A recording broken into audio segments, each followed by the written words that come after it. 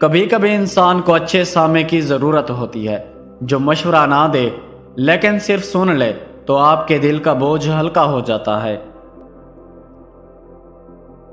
پسندیدہ لوگوں میں بھی اہلیت ہوتی ہے کہ ان سے بات کر کے آپ کی تھکن اتر جاتی ہے۔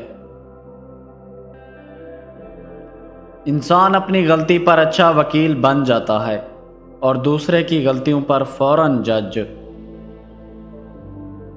ہر گمسم شخص پاگل نہیں ہوتا، ہر شخص کے پیچھے ایک کہانی چھپی ہوتی ہے۔